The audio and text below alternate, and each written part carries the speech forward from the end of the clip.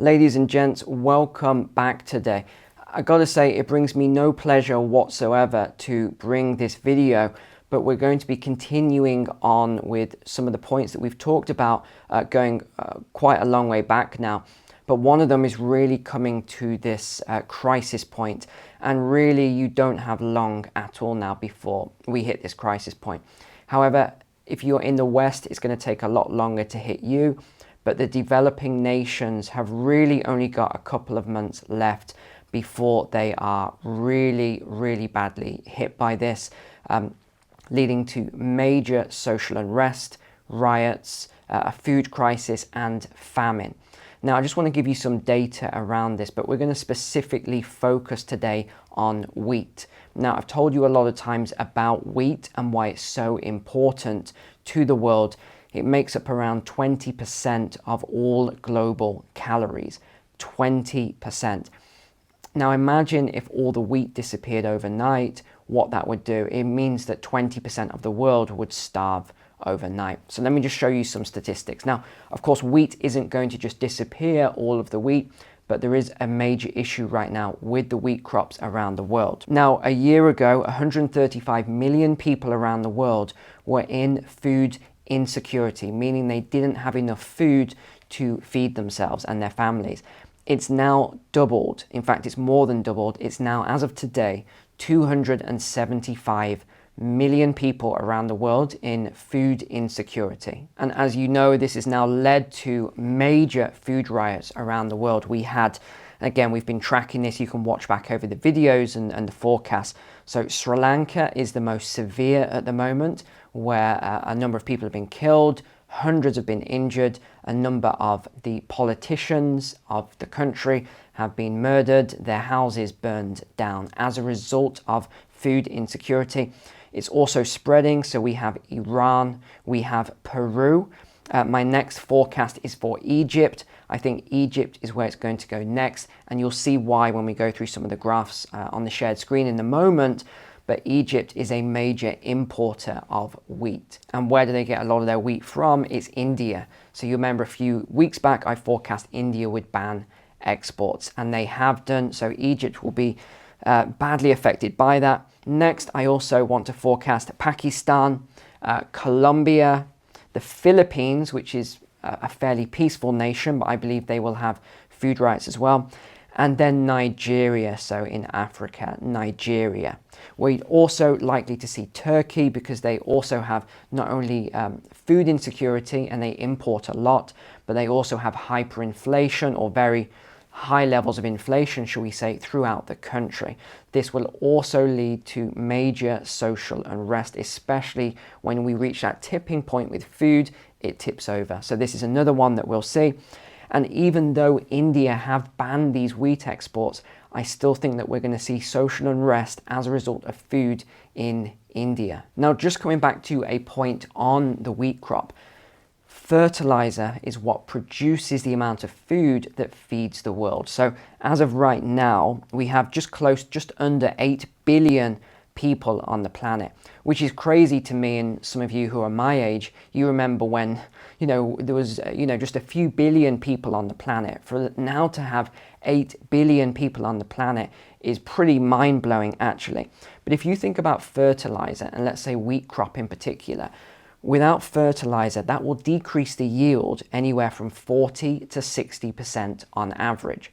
Now, some crops, it will decrease the yield by, say, 75%, but that's more of an extreme example. Most wheat, 40 to 60% of the yield is as a result of increased fertilizer. Now, what are fertilizers? Most of them are made up of three things. It's nitrogen, phosphorus, or potassium. These things have gone up 5x, so 5 times in price, some of these fertilizers, in a very short space of time. This means a lot of farmers have not planted, or they're not planting. In fact, let me just show you on the shared screen a moment here. So this is from David at Adapt 2030. We're going to be speaking to him actually tomorrow. I'm going to be speaking to him for an interview on his channel.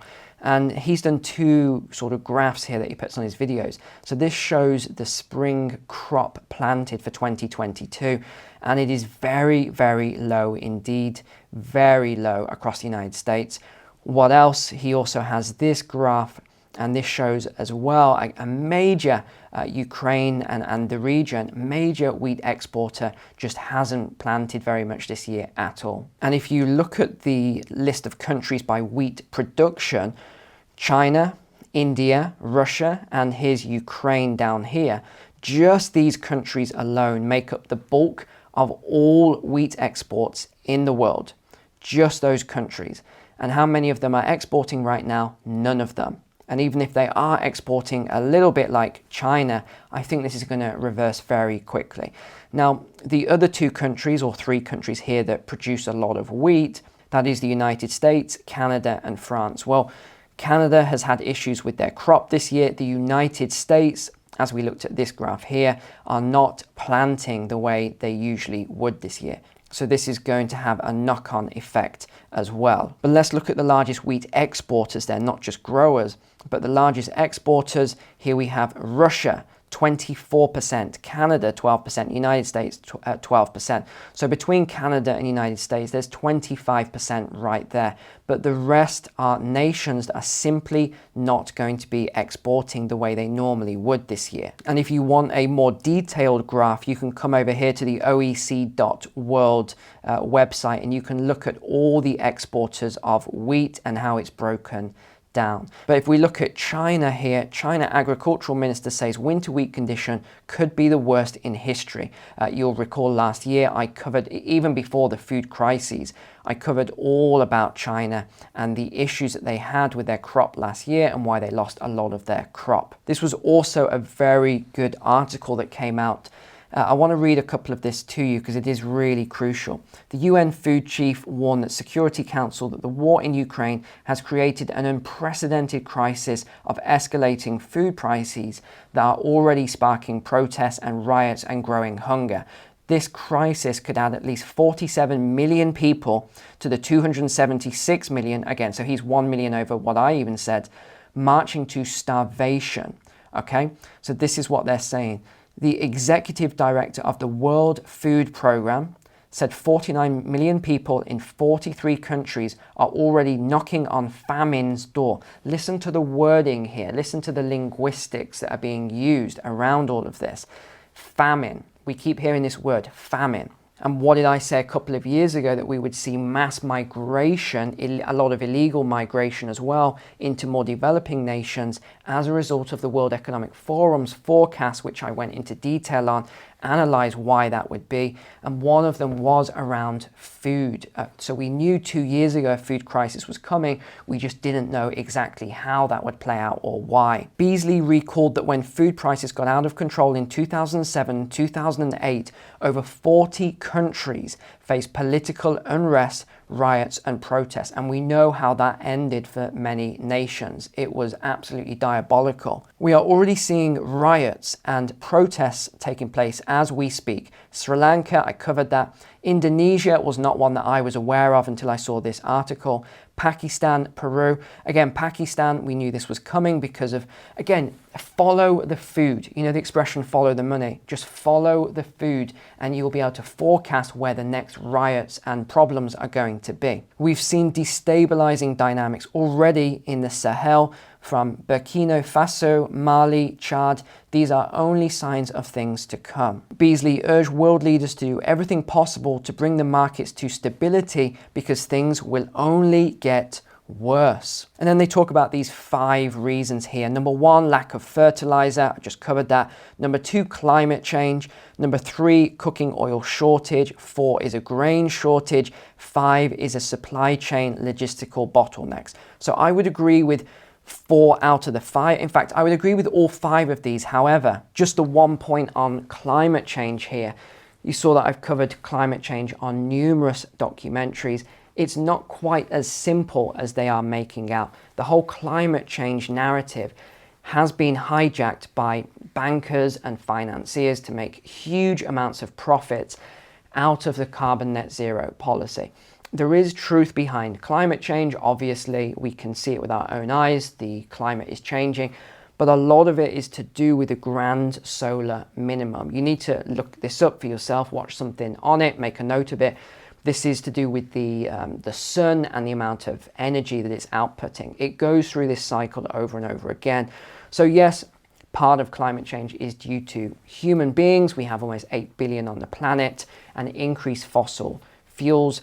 But at the same time, if you look historically at these periods where you see the mini ice ages and then you see these heating cycles, go back and do this research and look at it, and you can see the Earth was a lot hotter than it is today. We are still in somewhat of a mini ice age. And that's not me saying that. That is what the data and the scientists will show if you just are willing to look into it. But yes, we are seeing record levels of drought. We are seeing record levels of flooding. The climate is changing dramatically. Why do you think that some countries are having these severe knock-on effects to their farming industry, where the seed is getting washed out, the fields are getting washed out, or the plants, the crops are dying due to too much heat, not enough water, whereas other regions like Australia are seeing bumper crops this year? It is due to a changing climate. Now, however you want to look at that and however you want to call that, that is completely up to you,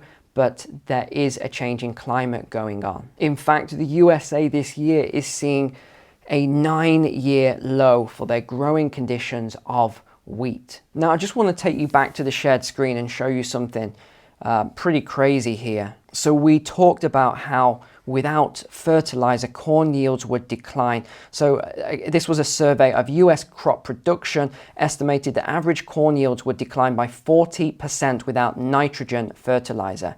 Even greater declines would occur if other macronutrients, phosphorus and potassium, were also limited. Numerous long-term studies have also demonstrated the contributions of fertilizer to sustaining crop yields. For example, long-term studies in Oklahoma show a 40% wheat yield decline without regular N and P additions. A long-term study in Missouri found that 57% of the grain yield was attributable to fertilizer and lime additions. Similarly, long-term trials from Kansas show that 60% of the corn yield was attributable to fertilizer N and P. N being nitrogen, P being the phosphorus.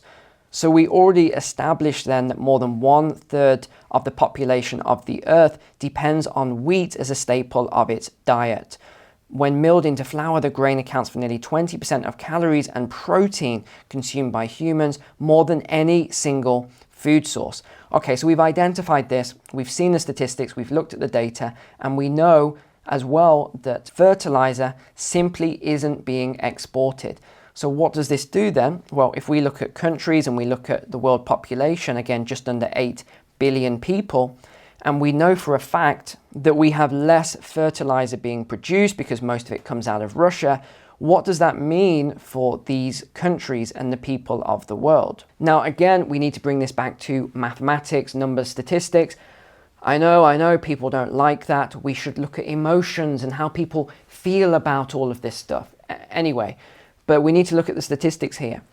Let's do an example. If fertilizer drops by just 25%, which it has already, because farmers can't afford to pay the 5-time premium on it. So let's say that fertilizer drops by 25%, and we know that the drop in fertilizer means a drop in food output, and we have 8 billion people on the planet almost. 25% drop against 8 billion, and again, I'm just using very simple numbers here. I know we could dive into it and make it more accurate. That means that as many as 2 billion people could go into famine and starve to death. I know that's not a nice thing to say, but that is the sort of reality of what's going on right now. It's not just me saying it. I know it was a conspiracy a year and a half ago, and I was making all this up. But now everyone's talking about it. It's all over YouTube. It's all over all of these video platforms. It's all over now. The 3-letter organizations are warning about it. The mainstream media isn't quite there yet, but this is why I'm saying you haven't got as long as you think. If a lot of these organizations are saying you've got 10 weeks, you've got 11 weeks, you haven't. You've got more like 6, 7, 8 weeks. Why? Because once it hits the media, and it's already in The Economist, you've probably seen the image going around this week, the wheat on the front page of The Economist and the shortage and the crisis coming.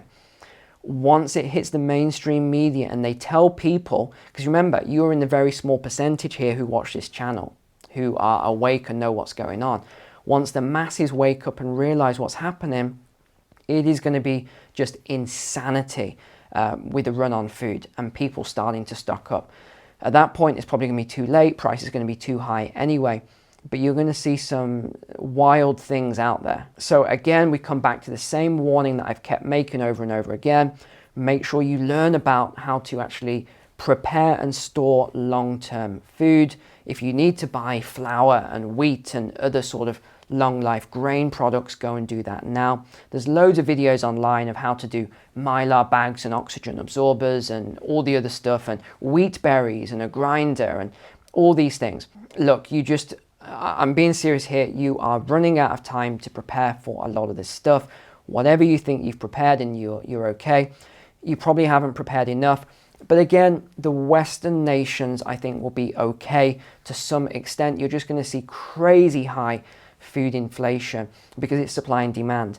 As the food supply starts to dwindle because of the crop failures, the weather, the fertilizer, all these other things, as it starts to dwindle, you've still got the same amount of people in Western nations who are wealthy compared to developing nations who want to buy the food, who want to stock up on this food. So yes, you're going to be able to buy it to some extent. I do think there'll be rationing and shortages later on. Yes, you'll be able to buy it, but at a much higher price. That's why I would go out and buy some of this stuff now while the prices are still low, while the prices are still reasonable. I can't make this warning any more severe than I already have. This is coming. It's up to you now whether you want to take it seriously and prepare for it or not. All right, thanks so much for watching today. Take care. God bless. I'll see you tomorrow.